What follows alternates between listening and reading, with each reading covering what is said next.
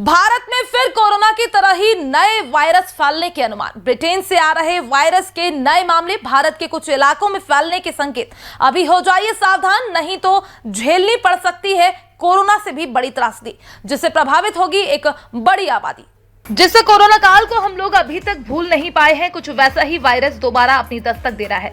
भारत के कुछ इलाकों में इस वायरस ने अपना कोहराम मचाना शुरू भी कर दिया है।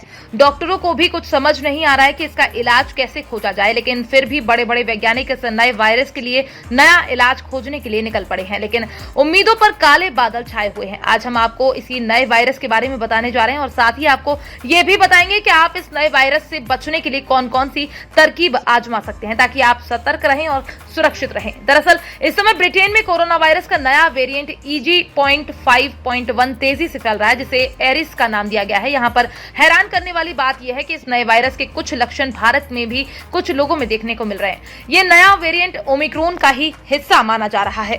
ब्रिटेन में इस नए वेरिएंट को लेकर पिछले महीने ही जानकारी मिली है, तब से वहां के लोग कोविड को लेकर डरे हुए हैं। इस नए वायरस को अगर यूके हेल्थ सिक्योरिटी एजेंसी की माने तो कोरोना वायरस के 7 ऐसे मामले आए हैं जो एरिस वेरिएंट से जुड़े हुए हैं।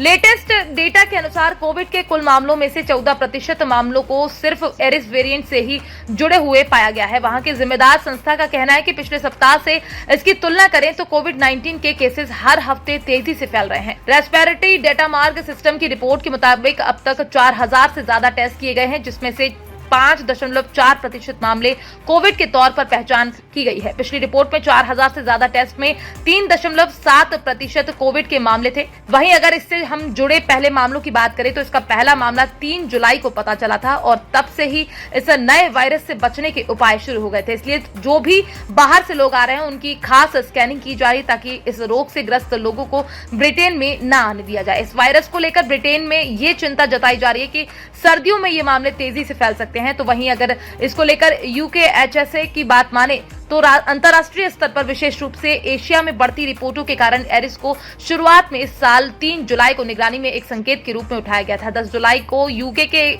11.8% अनुक्रमों को एरिस के रूप में वर्गीकृत किया गया था। विश्व स्वास्थ्य संगठन ने एरिस की निगरानी के तहत वेरिएंट की सूची में जोड़ा था।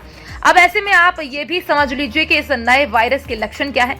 इनमें गले में खराश, छींक आना, सूखी खांसी, सरदर्द, मांसपेशियों में दर्द, गंध, सुगंध और टेस्ट न आना इत्यादि शामिल है। हालांकि रिपोर्ट में यह भी पता चला है कि सांस लेने में तकलीफ, गंध की कमी और बुखार अब मुख्य लक्षण नहीं है। मामलों में वृद्धि के मूल कारण की अभी तक पुष्टि नहीं की गई है। स्वास्थ्य विशेषज्ञों ने खुलासा किया है कि खराब मौसम की स्थिति और घटती रोग प्रतिरोधक क्षमता की इसमें बहुत बड़ी भूमिका है। इससे अधिक लोगों में वायरस के संक्रमित होने का खतरा बढ़ गया है। अब इसमें सबसे महत्वपूर्ण बात यह भी जाननी है कि इसके बचाव के क्या क्या उपाय संभव है। तो इस नए कोविड वेरिएंट से खुद को बचाने का सबसे अच्छा तरीका उचित स्वच्छता और लक्षण विकसित होने की स्थिति में सामाजिक दूरी बनाए रखना है। Bureau report, PDN news.